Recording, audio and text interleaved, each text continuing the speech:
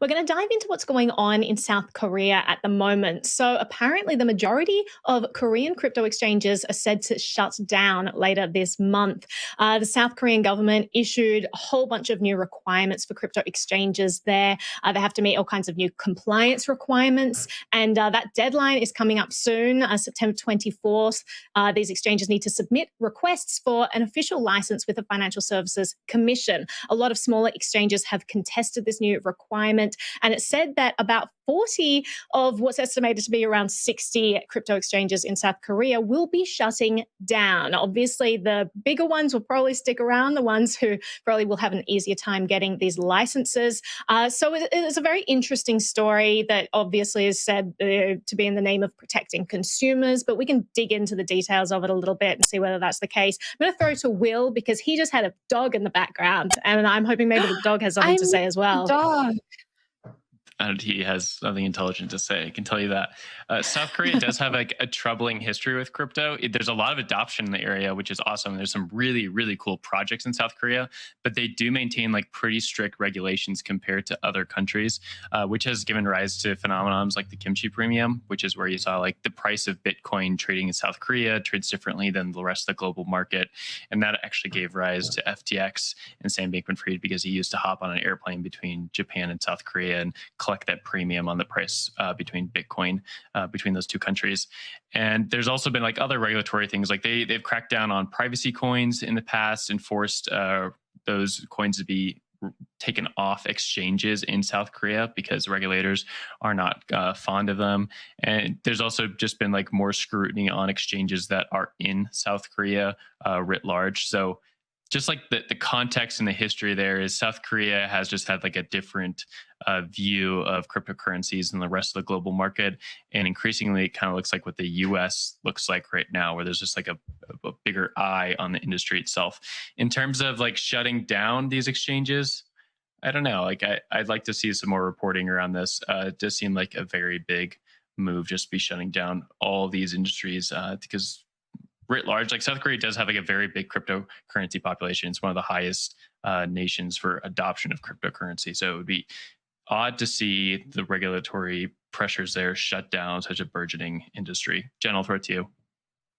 Yeah, it's so interesting you bring up Korea's history, Will, because I've always associated Korea with innovation. You know, so many things happen there much faster than they happen for us here. And so I guess I haven't really followed the crypto industry there as much as you have in the past. So that was an interesting take. I wanted to talk about the kimchi coins that the article points to. So these are smaller altcoins traded against the Korean won. And the article talks about how this new regulation is going to push people to do something similar to a bank run. And a lot of people are probably going to lose a lot of money. And so we think about the regulators and them outlining their reasons behind this very strict regulation. And it's always to protect retail investors. And in this very specific situation, it's the retail investors who are going to lose the most. And so I think it's really important to put things into context when we listen to regulators say that, you know, this is all for protecting retail investors, because I don't think they're thinking ahead, or maybe they just don't care. Yeah, and I'll jump in there because so part of the obligation that they're required to go through with is that all exchanges must show evidence that they're operating using real name accounts at South Korean banks, and this vetting process has kind of been pushed to the banks themselves, who have, for the most part, refused to engage in any risk assessment, except for the country's top 4 trading platforms. So this isn't a question of whether this industry is going to be shut down in the country. It's not. You're still going to have major operations there who already have, you know, like 90% of all of the trading volume. This is just going to shut down all of the smaller ones. I mean, really, it's a typical situation of the government picking winners and losers, putting in burdensome requirements that only some people can comply with, because obviously the banks are more comfortable vetting the larger platforms. They're not going to go near the smaller ones. It means that the smaller ones will miss out on these licenses, whether they're actually, you know, legitimate or not. So it's a really sad situation. Actually, it's very anti-competitive, and I feel really bad for all the people who've been trying to build businesses there in the crypto space. But Zach, I'll throw it to you. Yeah, I think this kind of just occurred to me actually.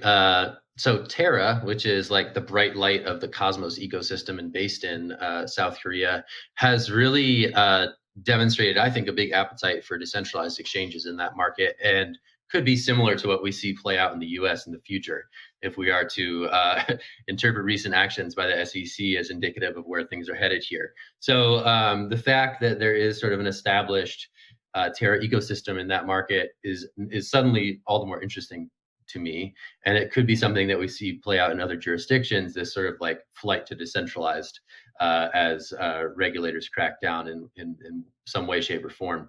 So the idea that this is going to kill the market, I think probably not. I mean, obviously those big players are going to persist, and there's clearly an appetite for some of the bigger decentralized exchanges in that market. So it's interesting to see how it's going to unfold given those two variables. But yeah, Korea crypto news is always like really interesting, and it's like also really hard to pin down. I think we've been speaking of past embarrassments, like we've been burned on Korean news in the past because the news culture there's a little bit different, and it's just interesting to get to the heart of the matter sometimes. But hey, that's our job, so that's what we're here to do.